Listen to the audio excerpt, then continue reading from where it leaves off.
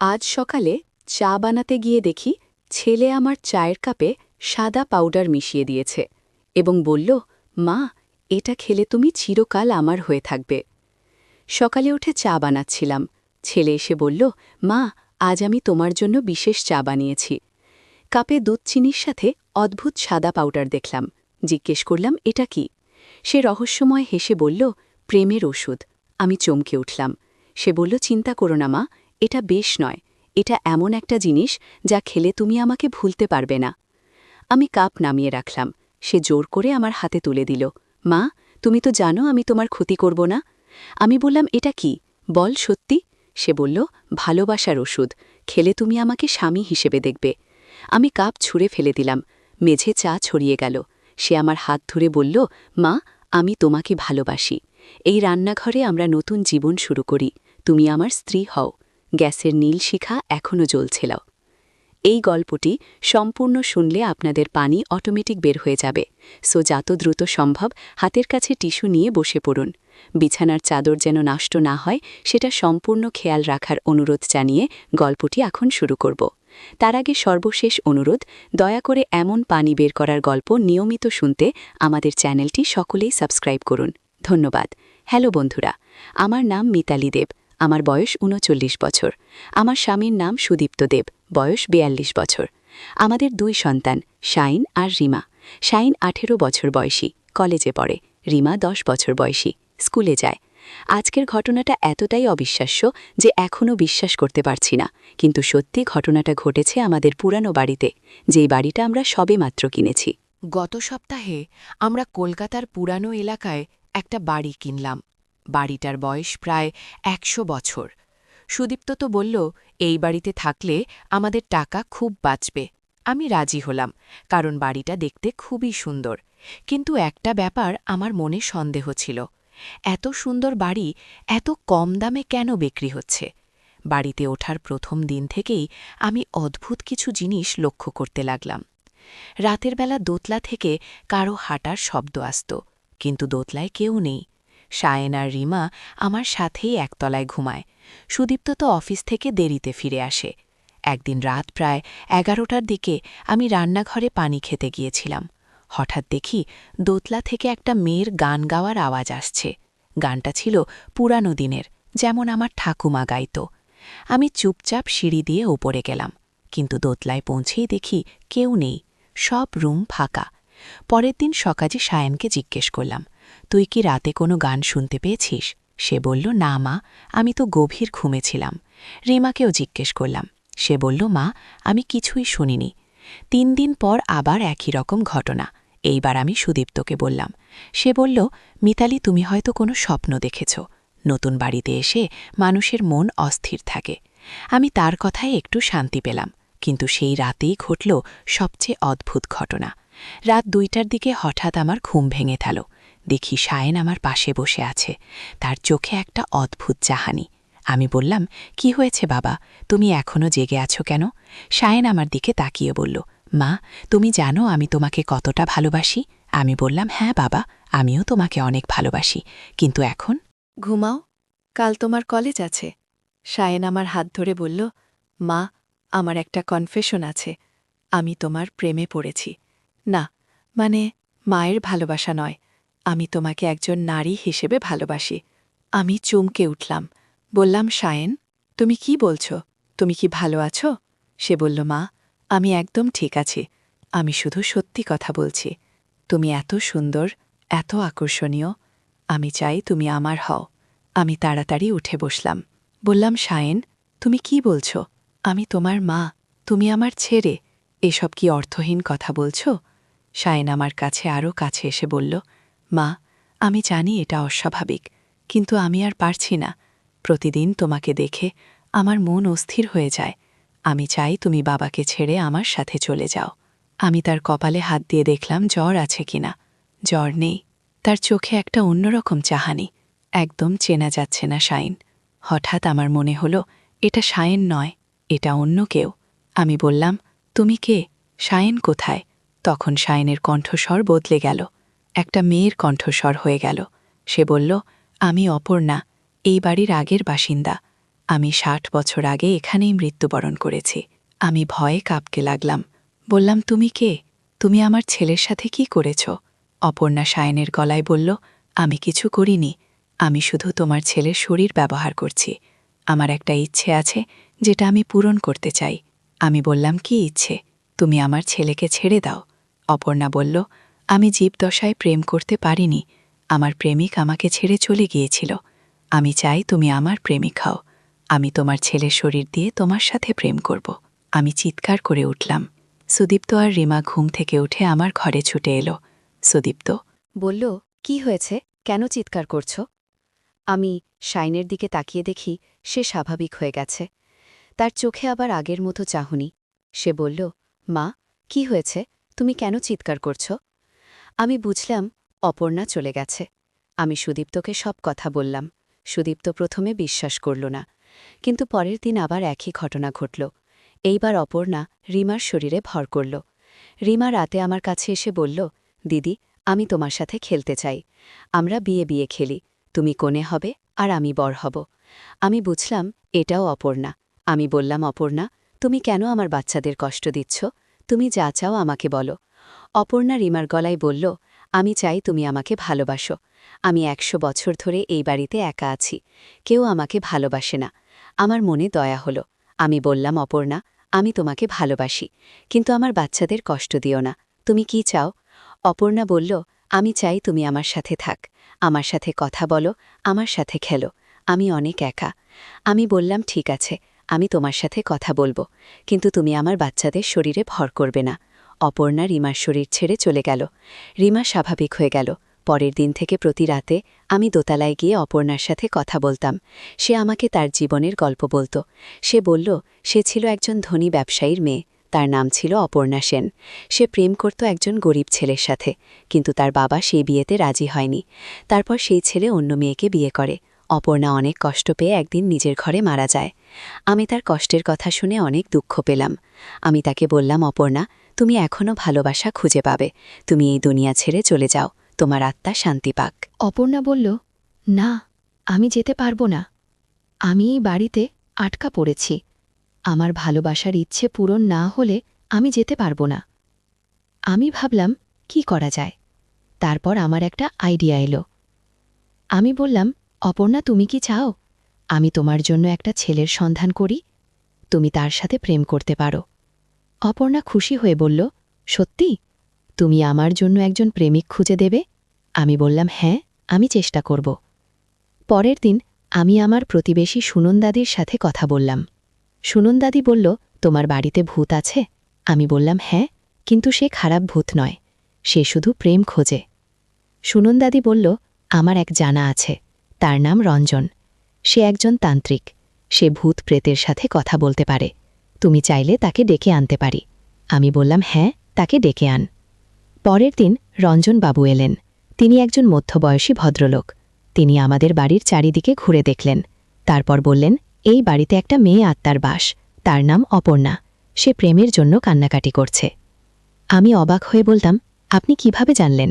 রঞ্জনবাবু বললেন, আমি তার সাথে কথা বলেছি। সে বলেছে তুমি তার জন্য একজন প্রেমিক খোঁজার কথা দিয়েছ। আমি বললাম, হ্যাঁ, আমি দিয়েছি, কিন্তু কিভাবে একজন জীবিত মানুষের সাথে একজন আত্মার প্রেম হবে?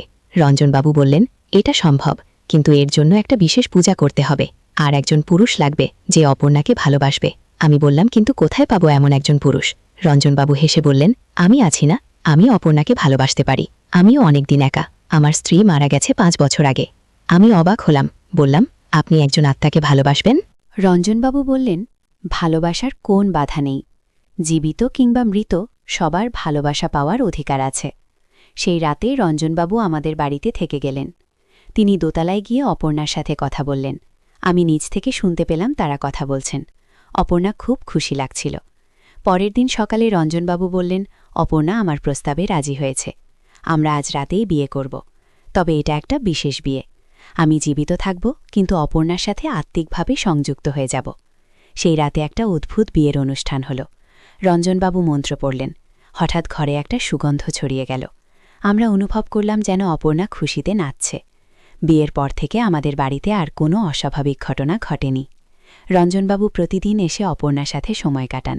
তারা একসাথে গান গান কবিতা পড়েন। অপর্ণাও খুব খুশি, সে আর আমার বাচ্চাদের বিরক্ত করে না। একদিন রঞ্জনবাবু বললেন, অপর্ণা আমাকে বলেছে যে সে এখন শান্তি পেয়েছে, সে চাইলেই এই দুনিয়া ছেড়ে চলে যেতে পারে, কিন্তু সে আমার সাথে থাকতে চায়। আমি বললাম, তাহলে ভালোই তো, আপনারা একসাথে থাকুন। কিন্তু কিছুদিন পর আবার একটা সমস্যা দেখা দিল।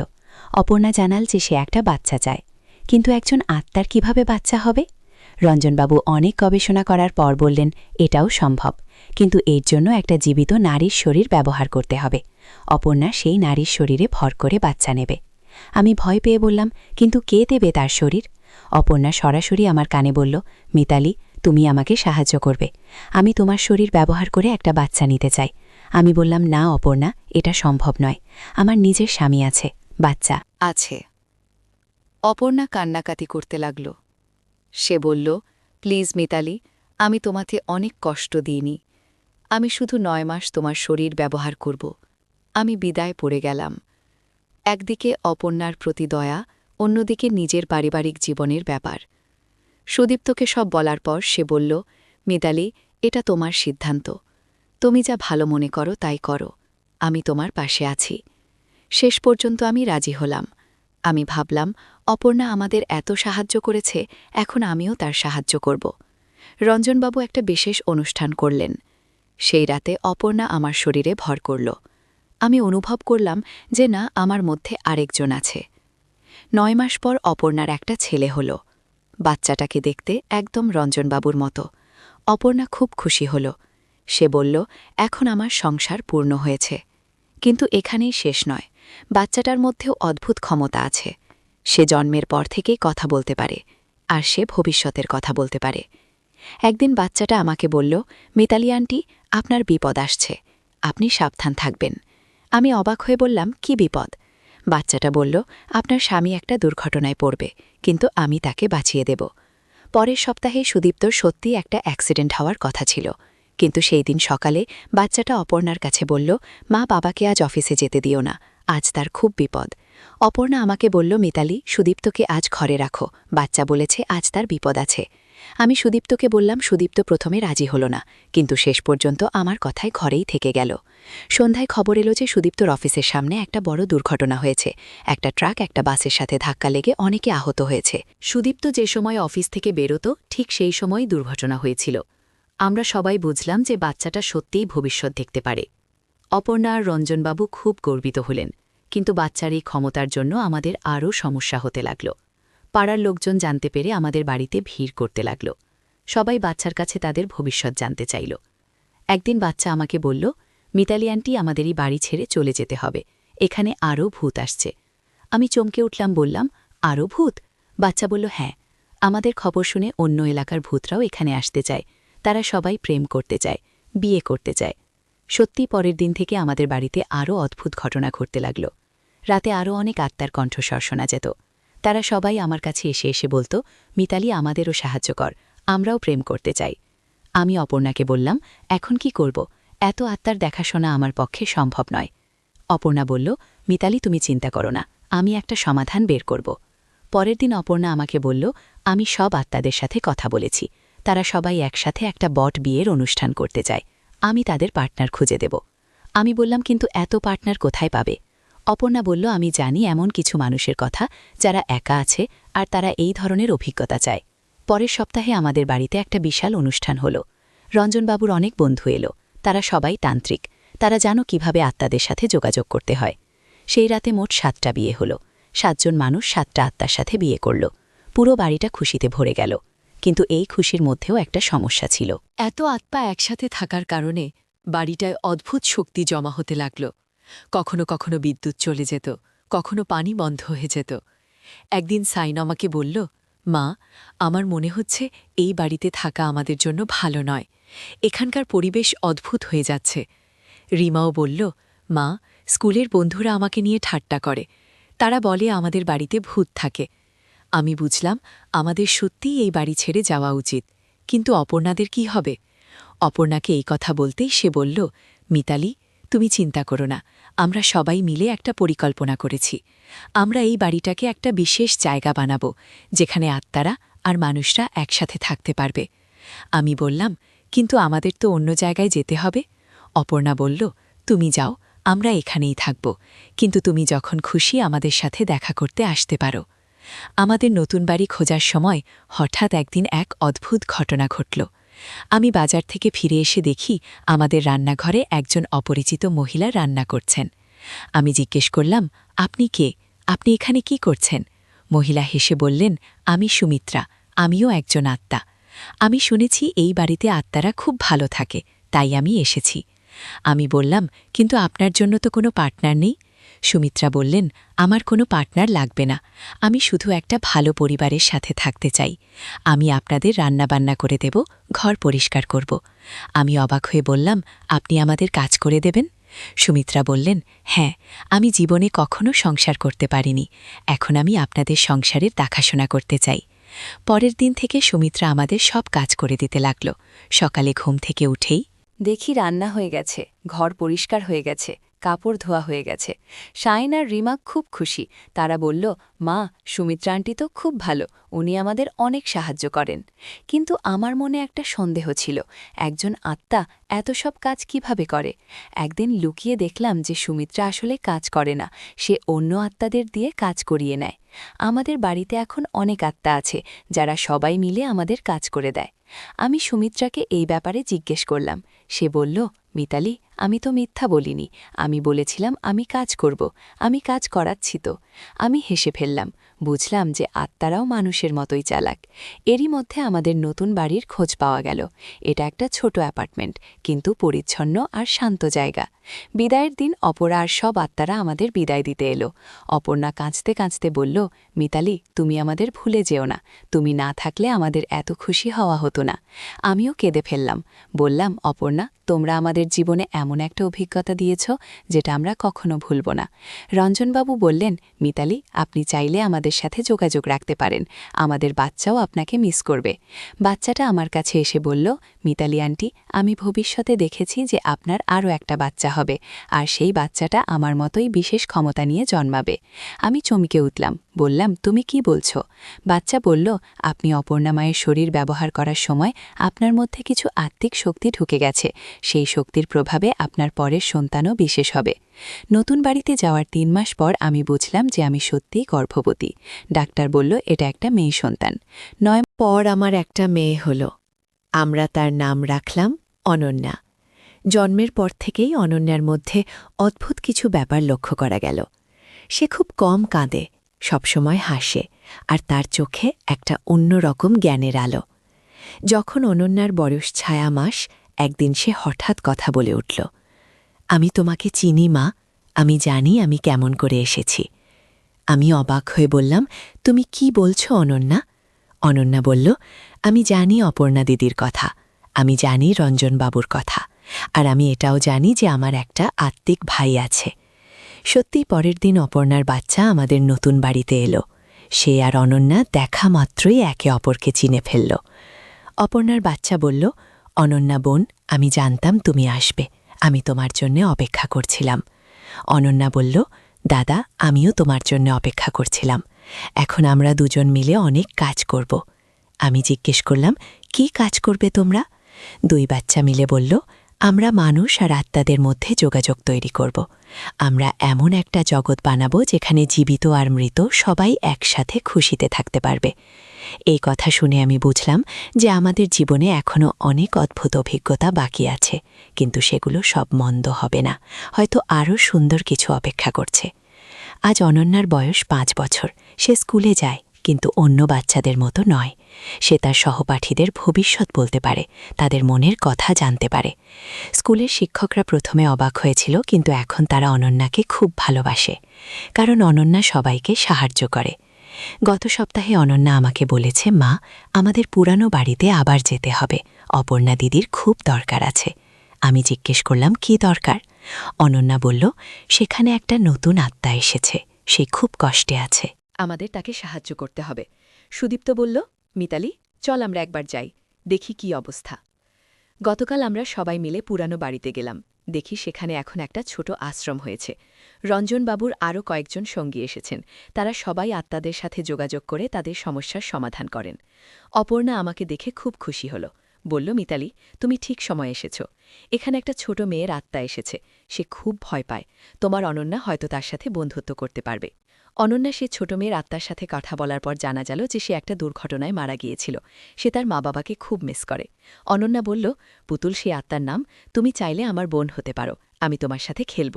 পুতুল খুশি হয়ে রাজি হয়ে গেল। এখন অনন্যার একটা আত্মিক বোন আছে। তারা দুজন মিলে অনেক মজার খেলা খেলে। কখনো কখনো পুতুল আমাদের বাড়িতেও আসে। আমি প্রথমে ভয় পেতাম, কিন্তু এখনও অভ্যস্ত হয়ে গেছি। আমার পরিবারে এখন জীবিত আর আত্মা দুই ধরনের সদস্য আছে। শাইন এখন কলেজের শেষ বর্ষে। সে জানে আমাদের পরিবারের বিশেষত্বের কথা। সে খুব গর্ব করে বন্ধুদের কাছে বলে যে তার একটা জাদুকরী পরিবার আছে। রিমা এখন ক্লাস 7-এ। সেও অনন্যার মতো বিশেষ ক্ষমতা পেতে চায়। কিন্তু অনন্যা বলেছে, রিমা দিদি, তুমি স্বাভাবিক থাকো, এটা তোমার জন্য ভালো। আর আমি এখন খুব শান্তিতে আছি। আমি জানি আমাদের পরিবার অন্যদের মতো নয়, কিন্তু আমরা খুব খুশিতে আছি। ভালোবাসায় ভরা একটা জীবন পেয়েছি, যেটা আমি কখনো কল্পনাও করতে পারিনি। কখনো কখনো মনে হয় এসবটা একটা স্বপ্ন, কিন্তু যখন অনন্যা আমার কোলে বসে তার আত্মিক বন্ধুদের গল্প বলে, তখন বুঝি এই সবই সত্যি।